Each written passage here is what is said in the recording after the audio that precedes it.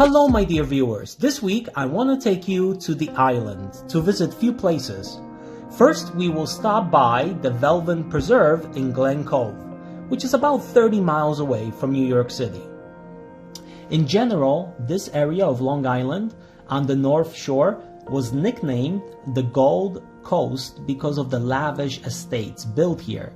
And on this channel I plan to show you many of them as they are really fascinating. One of which I already did, Comset State Park, one of my earlier videos where I was still learning how to edit and create videos, so it's not that great, but still I feel it has good information and it gives good idea of the location. This is a former estate of Harold Pratt, a heir to the oil fortune, and he himself at one point I think was the director of the Standard Oil of New Jersey, which today is ExxonMobil. The estate was built in 1906, and in 1939 Mr. Pratt passed away, and his wife passed away in 1969, at which point, according to the will, the house passed to Nassau County. Since there was no plan in using it, for years the buildings and property was left to fade away and rot. However, in the 1990s, the mansion was restored and the Holocaust Memorial and Tolerance Center was opened, which you see today. So if you are here, I encourage you to check out the museum. I was there once or, maybe even twice before. And I remember the tickets were rather inexpensive, I believe $10. The building was opened when I was there. However, I did not film anything inside because in order to show things from museums, many times you do need permissions first, as many displays and items are copyrighted. Therefore, I will show some museums in the future. However, first I will have to obtain proper permissions. So this is the main estate, the main house. The ruins are over there to the right. However, I first want to show you this area to the left, as it is the estate's garden, which was also restored along with the main building. It's really beautiful and peaceful here. I came here in March, however, if you come here in spring or summer, when all the flowers and trees come to life, it's even more beautiful. I wanted to do this now before spring because it will be easier to show you the ruins, as they will not be covered as much. Now, the cool thing about the garden is that it was designed by no other than the Olmsted brothers. Yep, the same ones that designed Central Park in Manhattan. I'm calling it the garden, but more specifically today, it's actually called the Children's Memorial Garden, and it's dedicated to 1.5 million Jewish children which were killed during the Holocaust, and in general, all children who died during World War II. And along the paths there are various places with quotes and writings related to the Holocaust, which adds this really sort of nice layer of making you stop and reflect about maybe history or life in general. Okay, so now let's move over to the other side of the building and let me show you those ruins. So the main house and the garden were restored, but there are still many things on the property which were not restored, like here. I believe this was a carriage house originally, and I say I believe because I do not actually know the history of these buildings too much. I have some books at home which mention some of these estates and places, however with some I am more familiar than with others. And with this one I just don't know too much about it, honestly. Therefore, to me, it looks like a carriage house, and based on its location next to the main building, it really makes a lot of sense.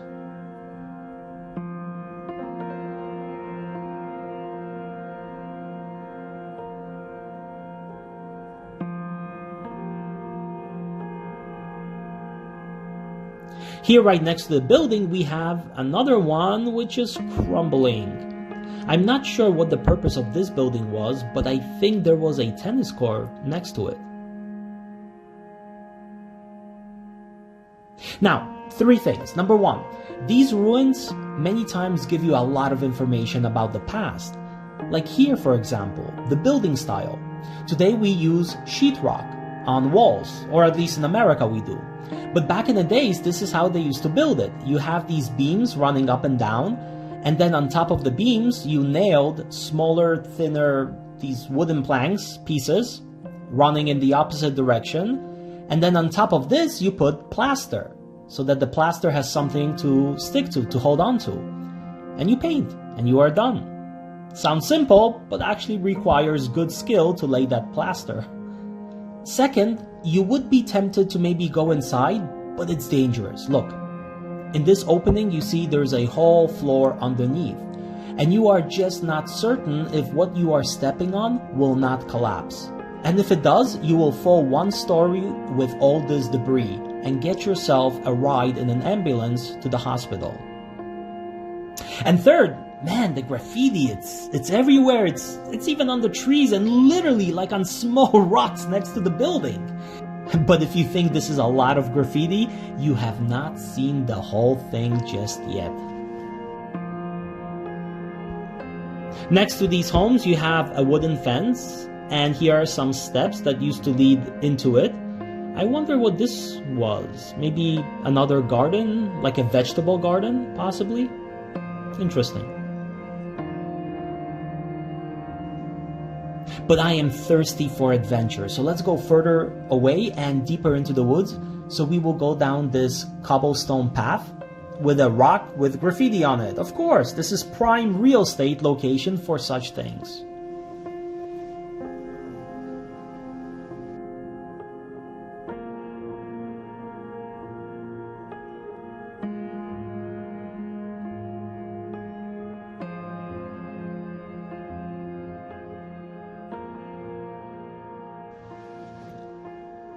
And we get to the greenhouses. Now, at this point, as you see, we are much further away and there is no one around you. And walking through the glass houses with these pipes running on the side, it feels like you are somewhere in Chernobyl or something like that, like a radioactive place.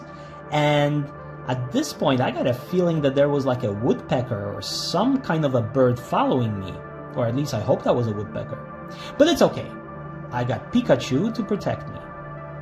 But it's weird walking through here because these used to be rooms, so you have even radiators below the windows, and yet you have these trees growing in the middle of the house as well. It's a strange feeling.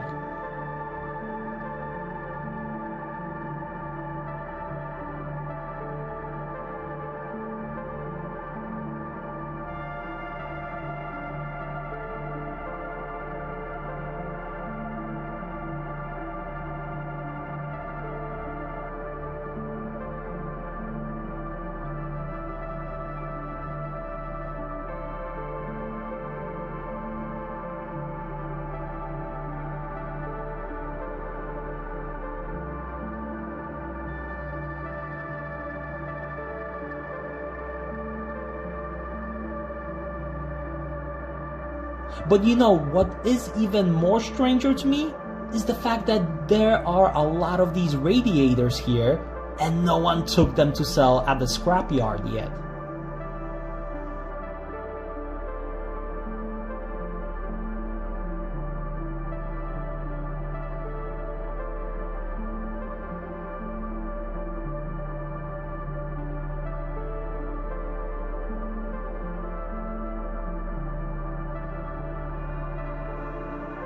Here is the same building, just from below. So we were just on top, and now we are below.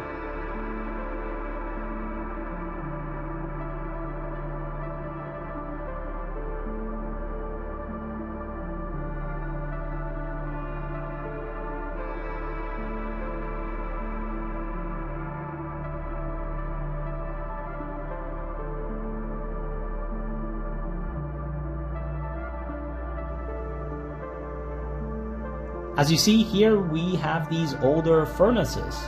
Cool.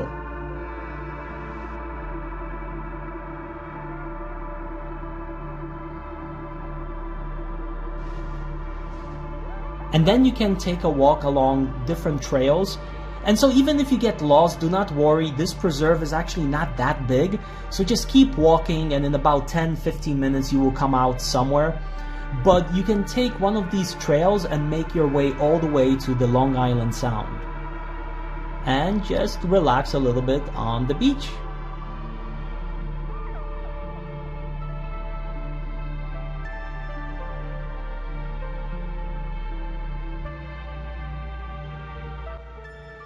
But look, another example of why you need to be careful in stepping on older structures. This is not supported from underneath.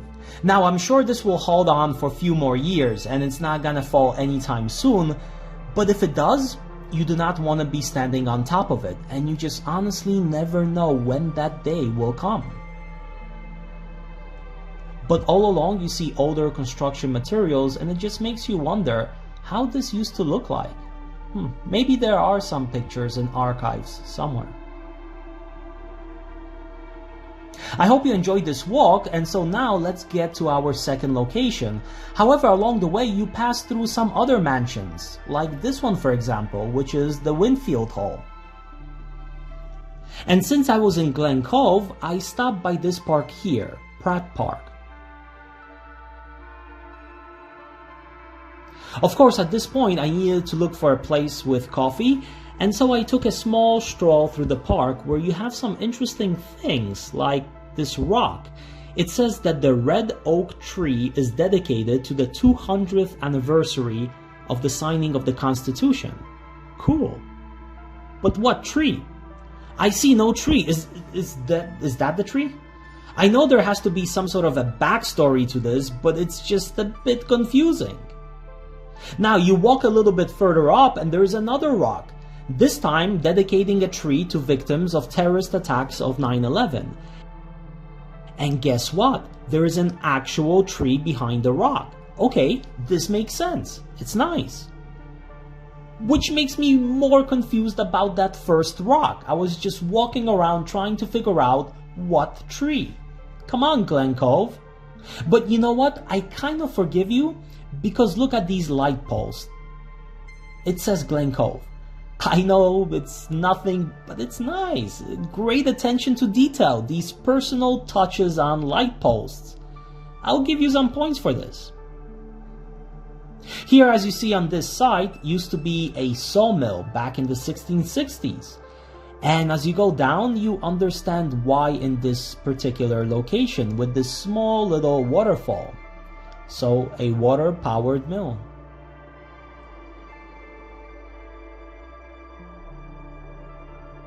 In general, I am not in Glen Cove a lot, maybe like once or twice a year, but what I did notice is there are a lot more new buildings and condos, construction everywhere. It's changing. But anyway, now let's go to our second location, this time Muttontown Preserve, because we have another abandoned place here. This preserve is actually bigger than the first one and it's easier to get lost. Therefore, you need to be a bit more aware of your surroundings. But into the woods we go again.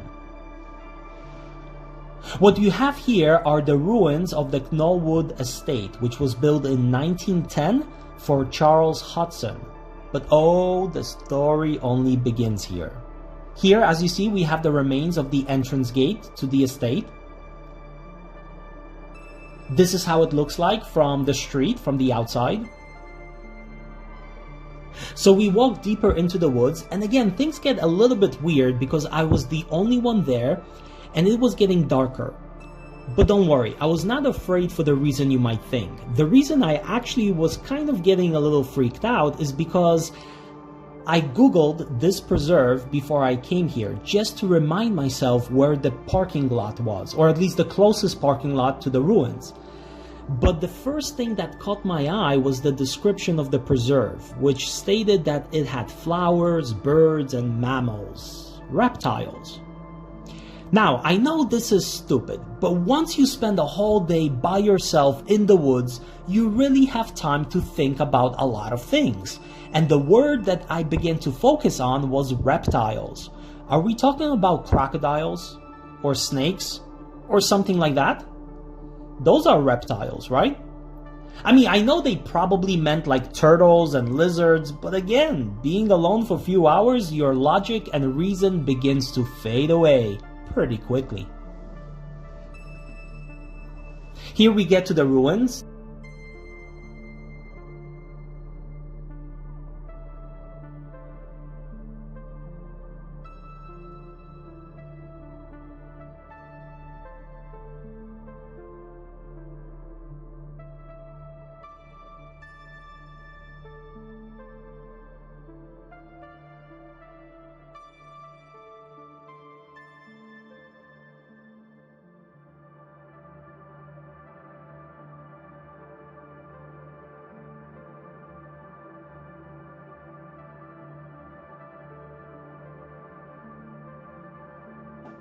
If you are afraid that my phone might fall, don't be.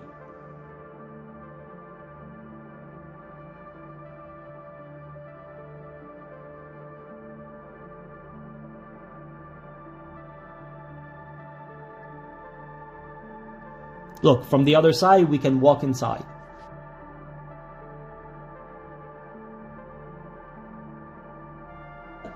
So like I said, this was built for Charles Hudson, but then sold, and eventually the person who bought it was King Zog I of Albania.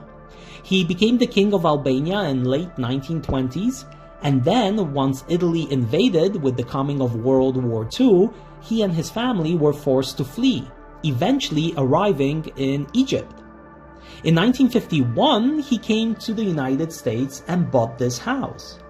Now, he traveled into Egypt with supposedly gold and money, and I think the story goes that at one point the Egyptian authorities arrested him and took his gold, or at least some of it, because he wasn't paying taxes or he didn't declare the assets. Something of that nature. There is a whole backstory to that. But the point is that he eventually never came back to the United States. He settled in France, where he became ill and passed away. So the house was eventually sold. The king and his family never actually moved into this house. I believe in like late 1950s the mansion was destroyed.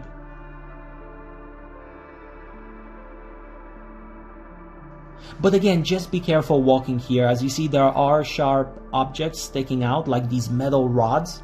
And so if you would trip and fall, you can fall on them and really injure yourself. But just like with the first ruins, I had Pikachu to keep me company, so here too, look at this nice message. I love you always. Ah, that's sweet. But then on the ruins in the main house, again you see the same message. And at this point, I kind of became hypnotized by this. I began to follow it wherever I saw it. And so if I do not post this video on Sunday, it means it led me to nothing good.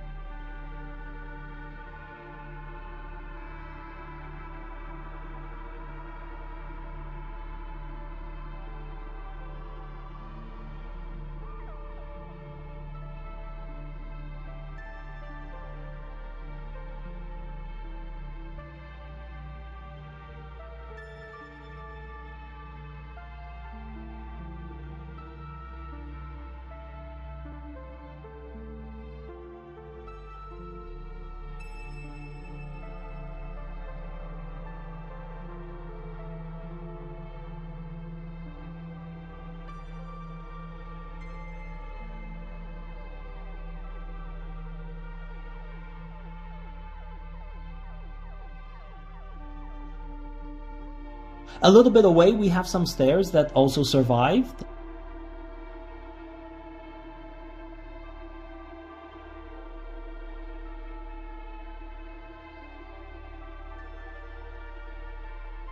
And then these huge walls. I do not know what was inside, but here we walk through the main gate and these walls extend all the way around, creating like this giant square. I wonder what was inside. Maybe gardens? I don't know.